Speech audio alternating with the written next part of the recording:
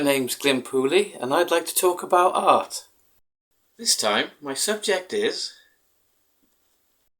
the art of Mexico. Let's start with these Tiatilco female figures.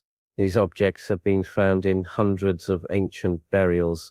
You can see that the emphasis is on wide hips and spherical upper thighs with a pinched waist, but they seem to show no interest in the hands or feet. The purpose may have been as fertility figures or portrayals of secular life. Here we see Olmec heads, which are colossal stone sculptures created by the ancient Olmec civilization of Mesoamerica. These monumental heads are carved from basalt boulders and are thought to represent Olmec rulers. They were then kind of lined up in certain areas to add extra strength to them.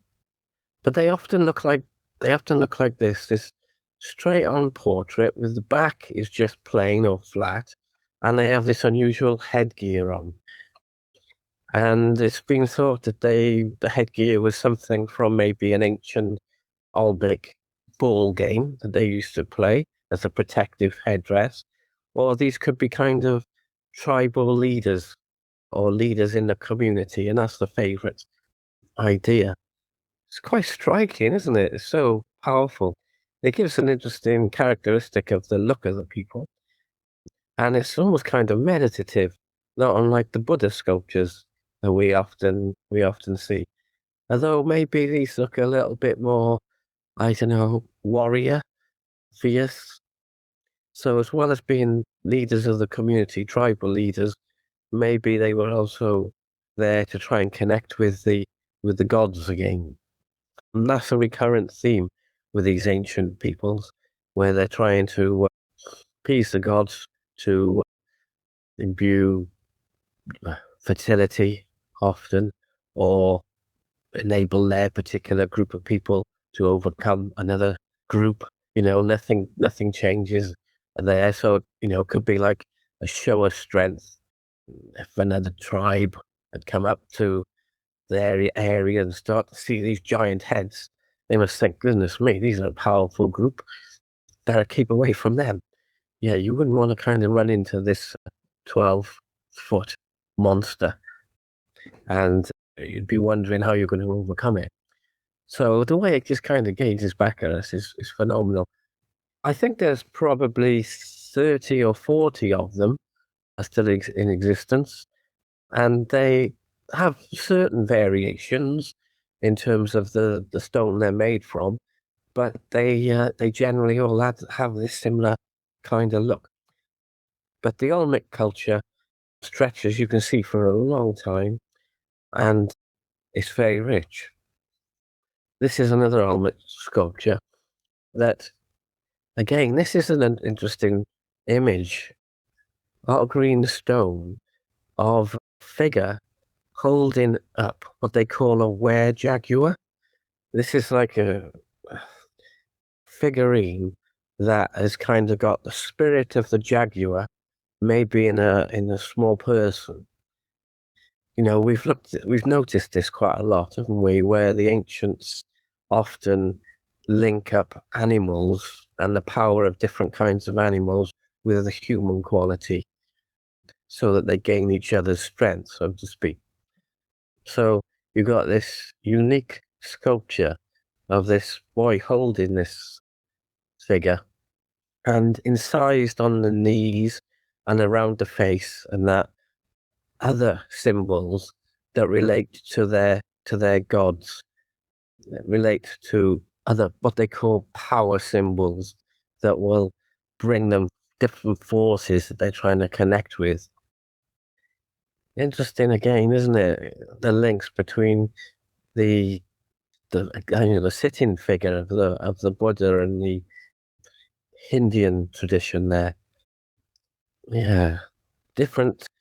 Almost, they do kind of cross over in time, some of these figures, but these ancient civilizations, they probably traded with each other or connected with each other, but they obviously had the similar kind of thought processes where the forces of nature were so powerful, they had to find some way of coming to terms with them and channeling them to their benevolent benefit. This is a fascinating one, isn't it? A terracotta figure here with some interesting patination on her. Fertility goddess, obviously, but maybe a very strong woman. The hands on her hips, taking no messing. Don't mess with me, you know. This figurine is gonna give us what we need. It's just a beautiful image. It's interesting that again the shape that we've seen linked with some of that patination, this checkerboard kind of quality, which starts to appear in this particular culture, and the square with the marks around the outside of it again, the four, what would be like the four gates in Indian culture, but they kind of also link up to the kind of architecture that they constructed and had as well. Four gates, four seasons of the year. There's those kind of major cycles that need to be kind of understood for any civilization to flourish. But although there's something humorous in this, there's also something very, very powerful. And I think once you've seen it and studied, you don't kind of forget it very easily. All the essentials are there to enable you to kind of remember it and contemplate its force. And another Mayan sculpture here now with the standing figure with forms around the outside which indicate nature and fertility again, like the ears of the cactus trees in the background, and got a warrior there with a stick on the side, a warrior in the center. And sometimes these were used for offerings to the dead, and they used to put the information, and the leaders of the communities, the strong, the wealthy, would be placed within these sculptures, hidden behind, inside, as a kind of tomb, and then sealed up as a way of taking them in an opportunity to go to the other world with all the support of everything they accumulated in this world. And the Mayan culture, that would be a whole kind of lesson on its own, really, because it was so broad and, encompassed so many different aspects. Um, this is an example of some of the Mayan symbols. I thought I'd put them in there just in case you kind of want to have a look at them and study this kind of elements. They have a certain kind of look, don't they? In terms of the rounded quality of the way the marks are formed. And, this appears on their sculptures, but also appears on their buildings as well, and those structures that they put together in terms of their links with the cosmos and how that relates to their day-to-day lives and living. Animals are very important, as we said earlier. The animals they see around them. The sun, of course, is a major aspect, as we'll see in the Aztecs as well, that come after. It is Mexico, after all. I think they're very fortunate to have some sun. See the theme tonight. And, the masks as well. These power masks that we see, that they kind of repeat and share, and a way of focusing their energy. And these power masks, again, picking animals like jaguars that they'd find in their environment, that they appreciated their powers and their forces. And as we've seen with the Native American Indians, the combination of a couple of these different animal forces put together will then give the object this sacred nature, an extra power, and it's something that the community or the tribe could then take inside and foster.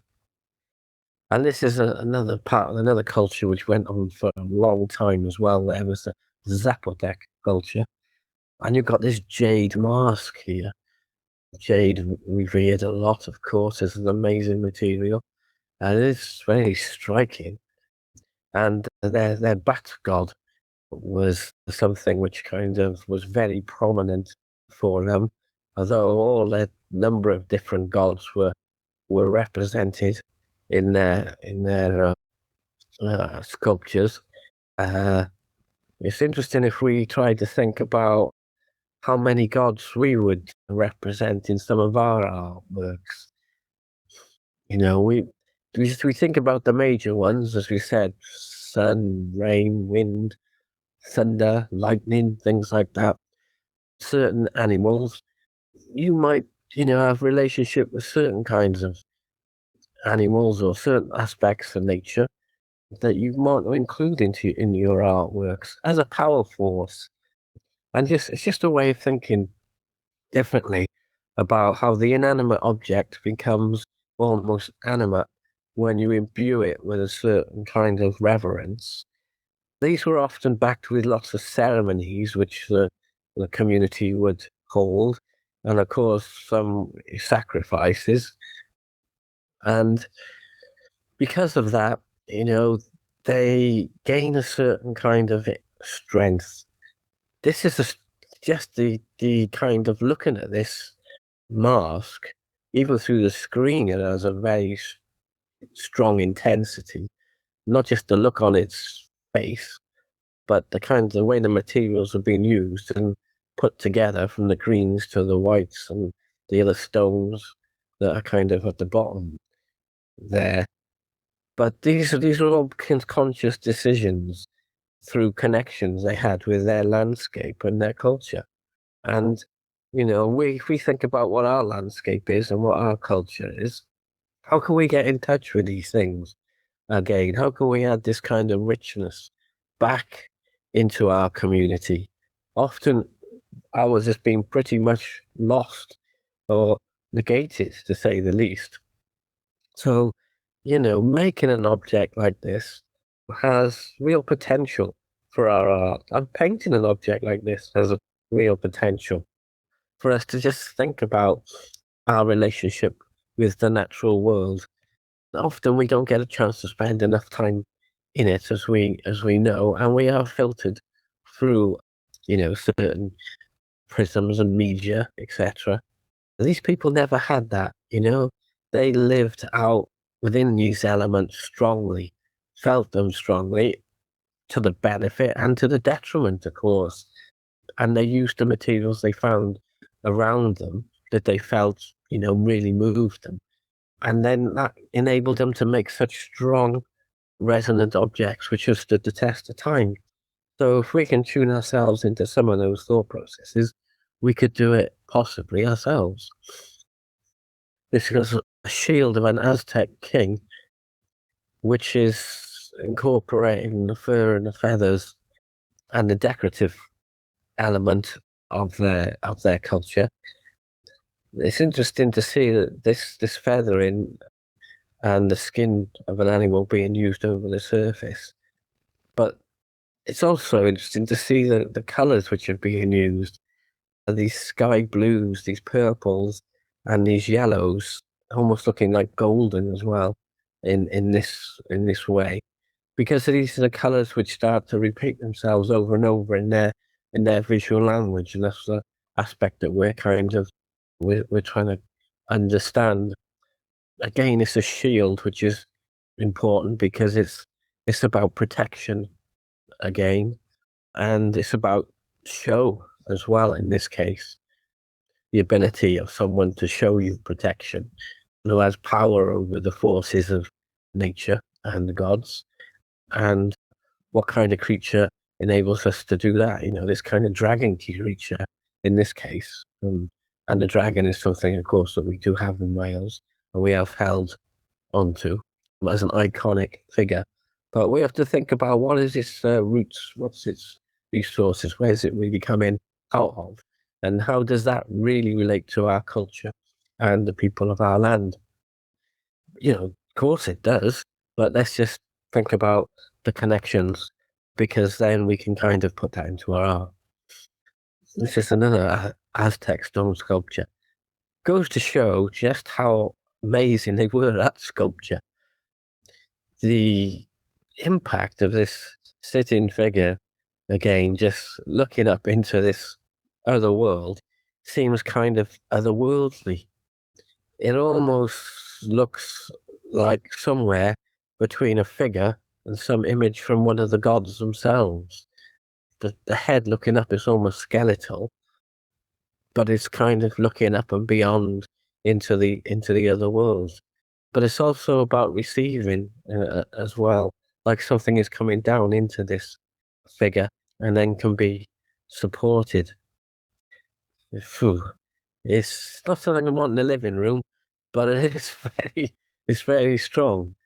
It's something to wake you up again, maybe with a bit of a nightmare, and to say, well, look, nature is so incredibly powerful, and as a people, we are linking up with that and are powerful, but we have to be connected and understand it. But what I love the sculpture, the way the feet are done and the toes, they're just incredible. You know, the weight and the structure, the volume of them is is so strong. The decoration on the body as well. He sits on this receptacle. It's just something which is just got that extra strength, I think, that takes us beyond, yeah, beyond the worldly. And this spirit world is a theme of Mexican art. It's a very strong theme as well, as we see. It's coming out of the land, as I said, in the cradle of civilization, but it also comes out to what happens to them, as we see in their history.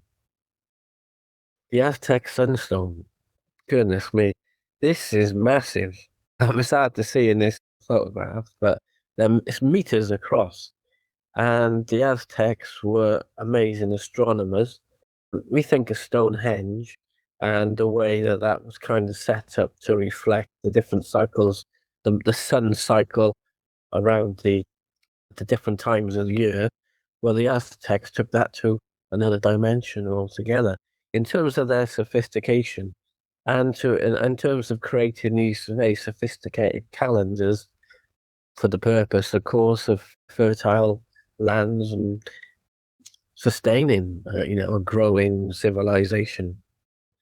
And you can see in this combination again of the iconic circle of the sun and of unity, but with the animal at the center, possibly a jaguar again. So all the spirits are there, but the intricate carving all around the outside for all the different periods and movements of the sun throughout the year.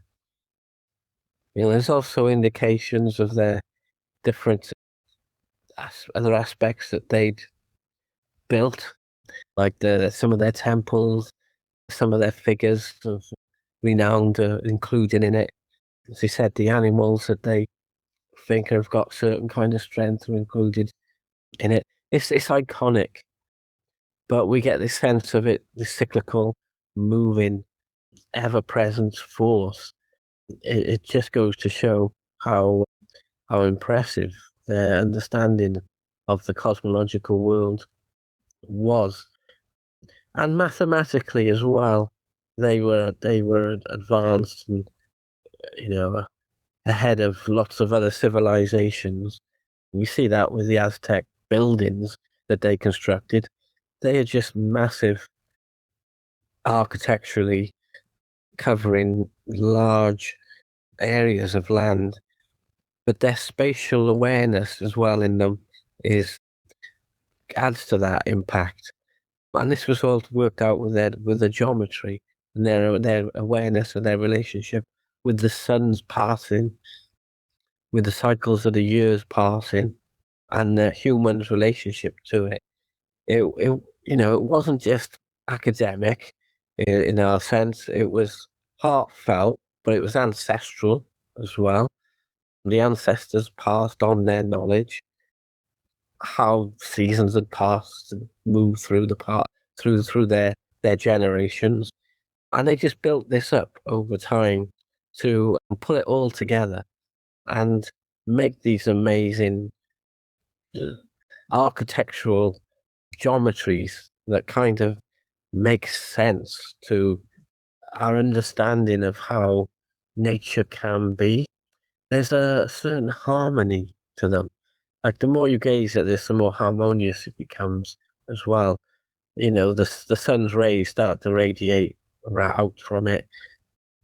Like I said, that figure in the center is staring back out at us. That's the human element. The cosmological element is rotating around the outside. And the rhythms of all that just give it that extra strength. And certain aspects of it transform before our eyes as well, like the animals at the bottom that kind of start to emerge when we go look at it under different kind of angles and light. So yeah, something to consider again when how we make our artwork. And then a jar from Casa Grandes. This is on because it gives you the simple defined Aztec kind of structure that we see, this geometry, this stepped geometry, and the kind of coloration they use in these. They were bringing all the cosmological elements into their earthenware pots.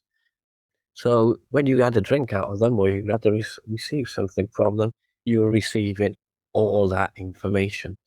And you're blessed because of it. And that's what makes it particularly rich. Look, even their metalwork is just out of this world. The delicacy, the definition of the feathers around this probably tribal leader's head is incredible again. We get an idea of the costumes, we get an idea of the kind of different implements they used in their ceremonies, from this kind of shield on the right hand side to this strange stick-like object. Most ancient people had some form of vertical pole that they decorated in some shape or form. The bottom of this almost looks like it could be a bell in there, and then feathers at the top. So although it's metalwork, it's still got a certain softness to it. But then the inner side of the figure is like inside is empty again. So we're looking into the soul. So it's inside, outside qualities again. The sort of thing that we saw when we looked at the native peoples of North America, where they simultaneously reflected our inner soul and our relationship with the outer world. That's so rich. I almost see through it, can't we, in places? Through the nostrils, through parts of the ears, right the way through into the other world. And, it's a great reflection on transience as well. We mark something and we give it strength for a particular time, but we also get extra power if we don't get in the way, if we let things go through us and they gain something from that. And these people kind of knew that. They learned how to live in harmony with the land and the landscape. And this is something which, particularly the Europeans could have learned from. And even more so now as we see what's kind of developing. So the contrast of the cultures, where they were in tune with all these kinds of ways of thought is in nature that developed through their ancestral connection. They had the sophistication. They understood how to build and create these beautiful objects and buildings. But they were, although they were a collection of people that did, have their differences, shall we say, there was also a lot of harmony there as well. It wasn't just a kind of dictatorship, hierarchical dictatorship. They had their leaders, of course, but they had people who were kind of, or nations that were more egalitarian. And this is something which happens when the colonials go over there and transform American art, as we'll see in a minute.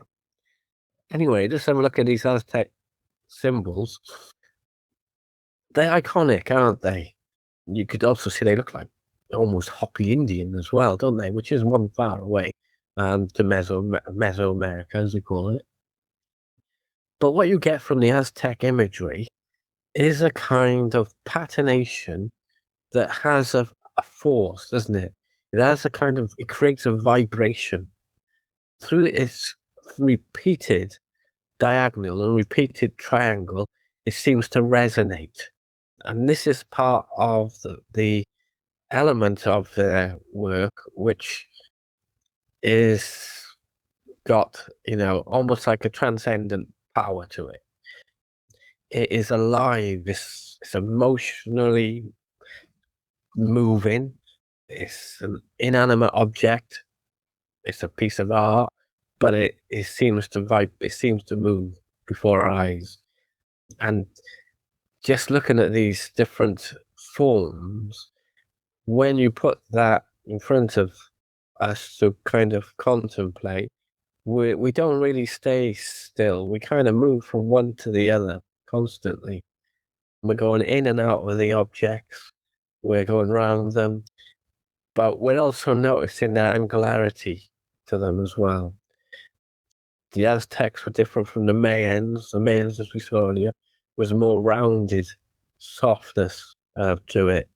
Aztec is got this civilization where the geometry and the cosmological awareness and mathematical awareness kind of reaches, other levels. So if you base your picture around an image like this, you can guarantee you'll keep your viewer on his toes, definitely on their toes. So I put these in just in case you want to include them in one or two of your pictures, just to know what they are. And then 1400s effigy here. Just don't put this in to give you an idea of the size and the scale and the, I wouldn't say the beauty of it, but the strength of it as a vessel or effigy.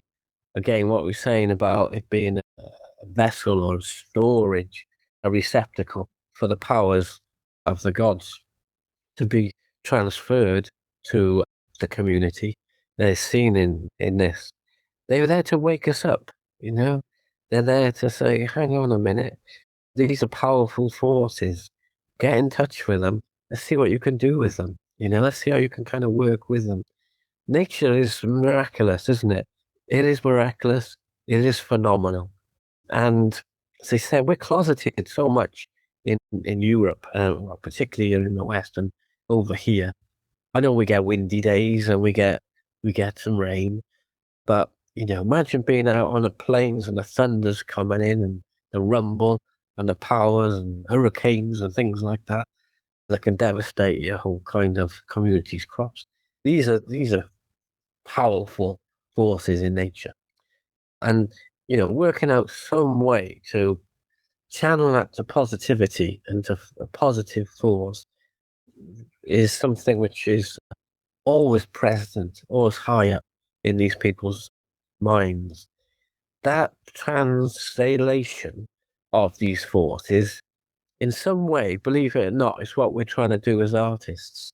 We are trying to take these forces, these phenomena, and put them out in our ways on pieces of canvas and paper and things like that, so that the audience then can benefit from our defined wisdom of them and understanding of them.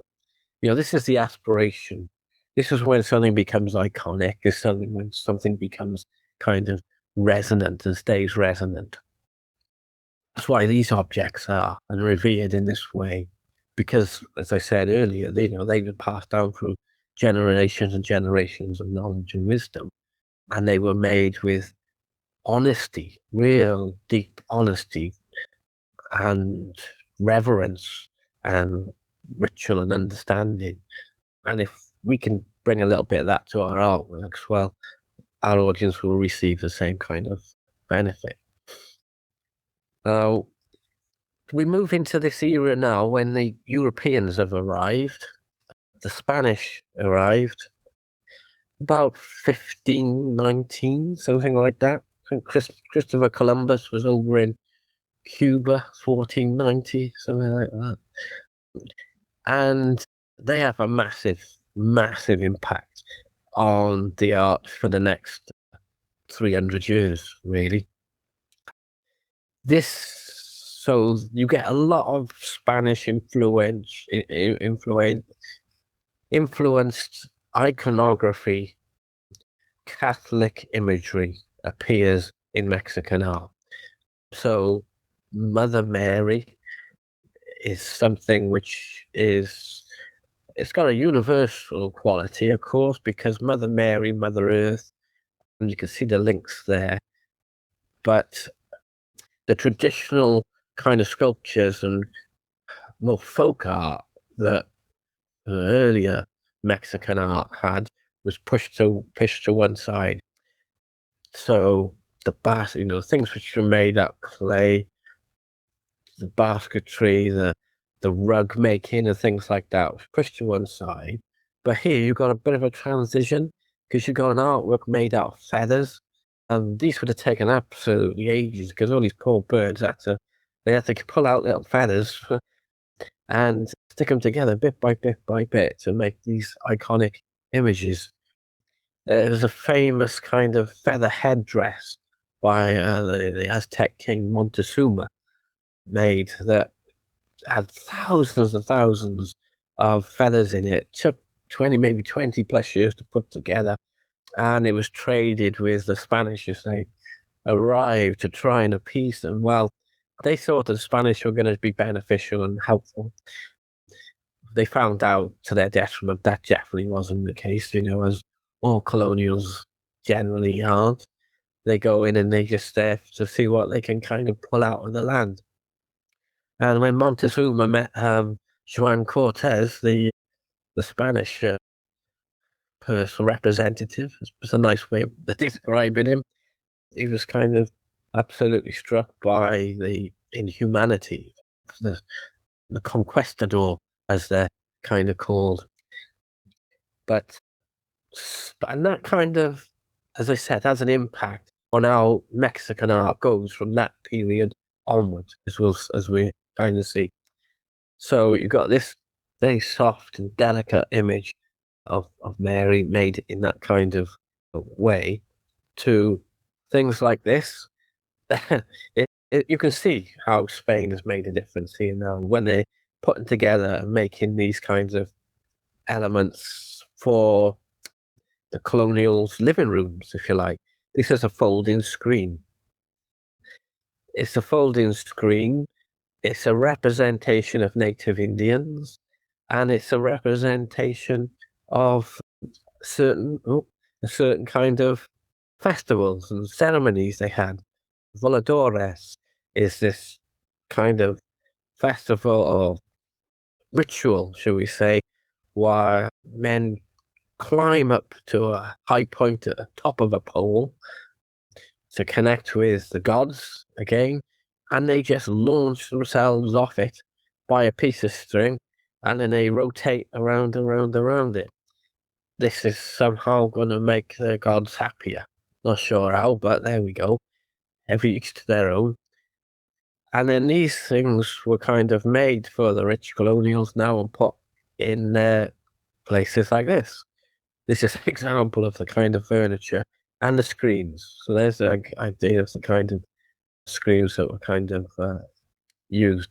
So it's a massive impact, isn't it, from the kind of iconography and the sculptures that we saw and the more earthy connections with collective unity in the lands to this way of perceiving things and using things and showing power.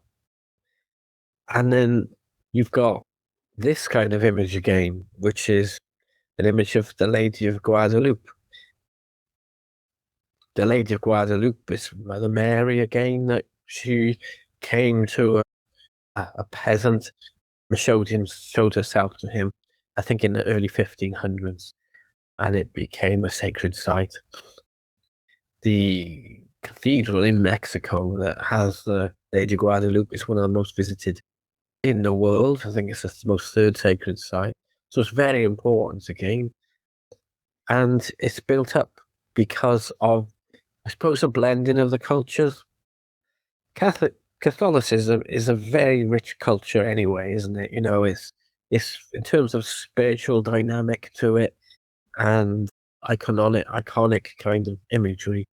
You could see how that would appeal to certain aspects of the pre pre Spanish invasion, if you like, people, because they had to find some way of coming to terms with what had happened to them. So they use this Mother Mary icon as kind of repeated pattern. Also, I suppose we should say that the the schools which taught art were set up and run by the Spaniards as well. So they were going to dictate what was kind of being made and created primarily, and what was valued, as all kind of conquerors do.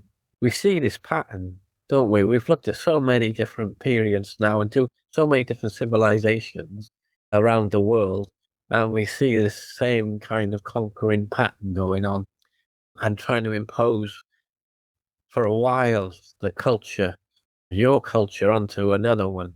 And then we see its subsequent collapse. You think they would have learned by now, but it's going on today, isn't it? We're getting it as we speak again. It's just, come on now, get with the program, learn a little bit from history. You know what's going to happen. Just look at one of these presentations. If you don't, it'll show you. The only way forward is to work in harmony with everyone that's involved. We're all interconnected. We're all interdependent. And when that's done in a way where there's kind of understanding, then you start to have something of real richness and substance, rather than all that energy wasted on the battling formations. So anyway, we got the Mexicans being told and taught to paint in the Spanish traditional way. They're using the icon of Mary because Mary, of course, is linking to the Mother Earth, but she's also a benevolent, kind, caring symbol. Okay. But it's in their particular way now. And I've jumped to 1909 because for hundreds, like I said, a couple hundred years, you get Spanish imagery, more or less, the sort of thing you would see in Spain for 200 years. And if we look at Spanish art in the future, we will see what that is.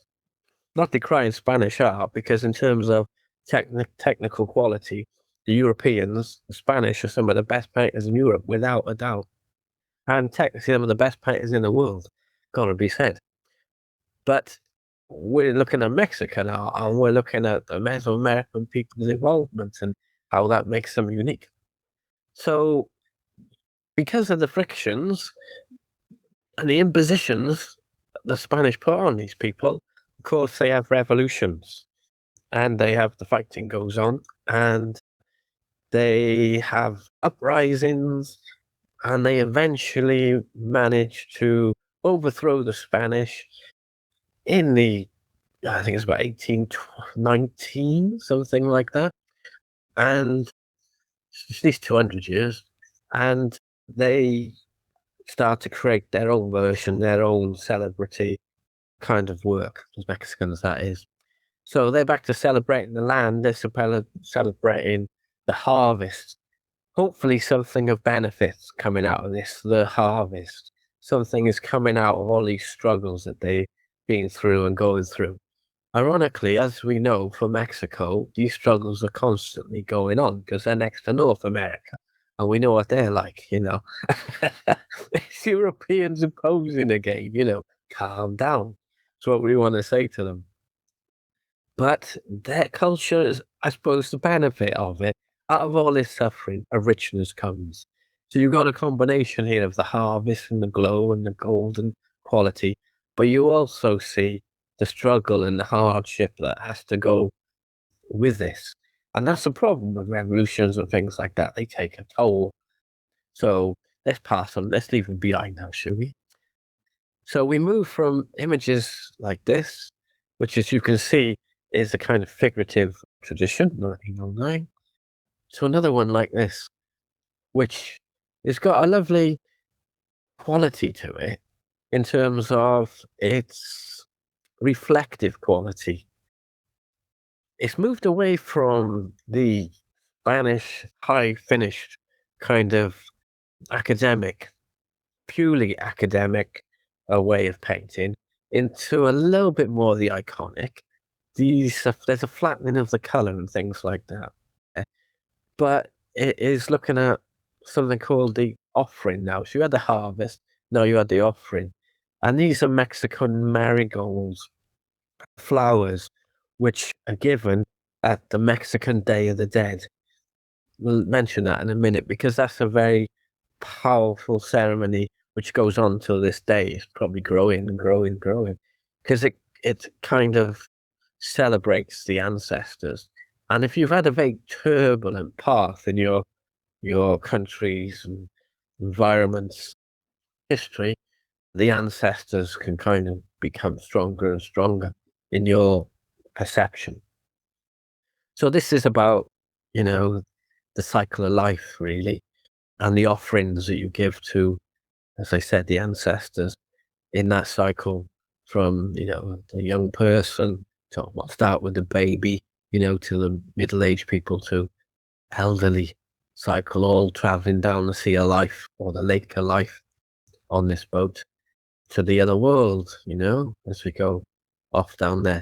There's a contemplative kind of element and reflective quality in it, which is something that we can kind of reflect on. And then we move to the 20th century, and we mentioned the revolutions and things like that, which are kind of continued. We see this Mexican element that goes towards, goes towards socialism and towards communism. And we've talked about that a bit in the past when we looked at Frida Kahlo's work and Diego Rivera, the muralists.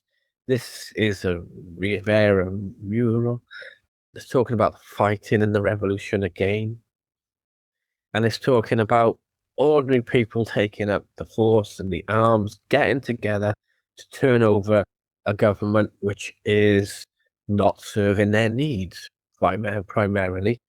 That's why they made them in murals on such large scales and put them in public places because of the democratic kind of quality to that.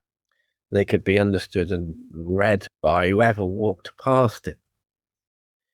And this mural, the tradition, took off in the 20th century. There was a few mural painters that were very prominent. And Diego Rivera was one of the main protagonists. Ironically, as we know, he went over to America and did some work for the Detroit Motor Company and things like that, with Frida with him, although she didn't like it at all. And in the end, nor did he. But she went her own way, as we saw. And we'll have a look at one of the pictures in a minute. But she kept in touch with the early Mexican tradition that we reflected on. One of these large murals by Diego pulled together, the community of different aspects of the community in a walk in a park. Imagine having a walk a park and coming across this strange figure, which of course is someone in the costume of one of the ancestors or someone from the Day of the Dead. The spirit world is alive and kicking, there. You got little Diego there, the little man, and you got Frida in the background there as they go for a walk with one of the spirit gods holding them together. Other prominent figures in the political cabinet at the time and his friends were all there, but the Mexican flag in the background referring to the revolution. This is the 1940s right now, so they start to become more and more proud of what they've achieved in terms of their identity as a kind of unifying force. But it's only been more in recent terms where the blending has started to happen. as I said, it's been a revolutionary history they've had. So this is something which you see a lot in Mexican art as well. This is like Frida Kahlo was very heavily influenced from this. This is that connection with folk art, Catholicism, the spirit world, the powers of the ancients that we saw. These are ex voto imagery, which are made by ordinary people to reflect on an incident that might have happened, and they got protection from their particular gods that they were praying to. And they tell the story of it, and then their god intervenes, or your saint, shall I say, saint intervenes, and they get through it. So they goes to show the power and the imagery that they felt a real need to have to share this and put it down in this kind of way. And they would put it on scrap pieces of wood or pieces of tin or something like that. So again, it shows us how making our art can translate all our inner feelings and inner fears and our inner joys and our inner expectations and our connection with the world. And then we can almost manifest, they become power objects again. That can kind of add inner strength. Sometimes they say mind over matter, you know, and there's the mind is an incredible force. We are all that we think. That's a quote from the Buddha. You know, it is something which can totally transform if we are open to it and if we think about it strongly enough, you know.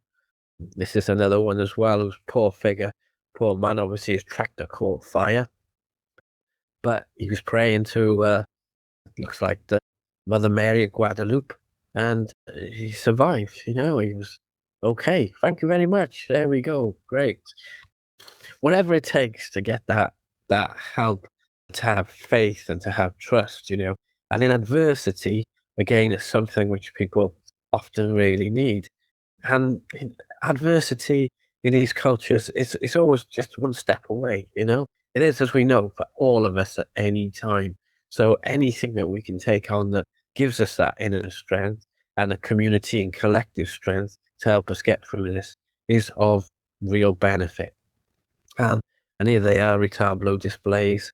That's another word for them, demarcations. In these, they make shrines out of them, you know? Put them on the walls, put them in special places, sometimes in the cathedrals or special buildings. All these telling these different stories of all those incidents that happened. Love the democratic kind of quality of this. So all placed side by side in these situations. Frida Kahlo's image there of Mexico, the universe, the earth. As I said, she links up the whole kind of concepts that we've been looking at today. The center is her and little baby, baby Rivera there, but the Aztec power gods and the universal Mayan gods and the Mesoameric gods are all there. The earth, the moon, the sun is all wrapped up in the whole iconography of it to give her weight and substance and strength. As we know, Frida suffered a lot in her life, and she got real power from this deep awareness and understanding of her culture and her people. And then we've got a mid 20th century image. It's got a kind of humorous quality, but it's about the revolution again. It's about the kind of fighting. They have these mock parades, you know, the beginning of Lent over there, where they've got good versus evil. That's what you got here. One taking over the other. The strange, death kind of creature there with a sort of gun in his hand, and this valiant person slaying death with a participant watching on to see how kind of things work out. So there's kind of humorous quality, but it's a dark and there's a seriousness to it. So always this battling, running right the way through light and dark, good, bad, etc., death and life. And just a couple more because I can see time shooting by. You got a yarn painting here going up to 1984. Put this in because it just shows you They look a bit like a Mayan sculpture, doesn't it? You know, the details and the delicacy of it. We see the imagery, the Indian imagery in it, but we can also see the colors which are being used. Mexican art is renowned for its color, particularly its folk art. These beautiful blues, the greens, the oranges, the cosmological aspects, you know, sun's at the center of it there, the animal forces are there rotating out again, the characteristic of the communities are then out overlaid in it, and then you've got these forces shooting out in both directions, which take you beyond the earthly world, and all these things are overlaid one on top of the other to make this tapestry of richness. And talk about tapestry of richness. This was a fantastic mural. As I said, in 1997, first Mexican murals exhibited in the Louvre in France, of course. Look at the wonderful colours, iconography, patchwork element of it. And I think then this is the last one. Yep. The going up to 2002, reflecting on the Day of the Dead. Because the Day of the Dead is celebration in Mexico around about November the 1st and 2nd. Sometimes in some regions it actually includes the 31st as well. We have All Hallows Day and All Saints Day on the 1st, but they have a big celebration, and their celebration for the dead is not something dour or down, it's about uplift, it's about humour often. Decoration, colour, the quirkiness of their ancestors, the gifts they passed on to their families and their communities are celebrated. Shrines are made, flowers and nature's brought into the house. All these kind of things are kind of focused on, and the richness of it is something which shines out. And as I said, after such a turbulent history in that part of America, and overcoming the Spanish and all that aspect in lots of ways. They have kind of celebrated their strengths and celebrating their qualities. And this wacky and wonderful image does it. It looks as if it's had a few to drink there, doesn't it? Probably has alcoholic beverage in the hand there. So that's an overview of some of Mexico's art and some of those prehistory works as well. If you like this video, don't forget to subscribe and click the bell notification.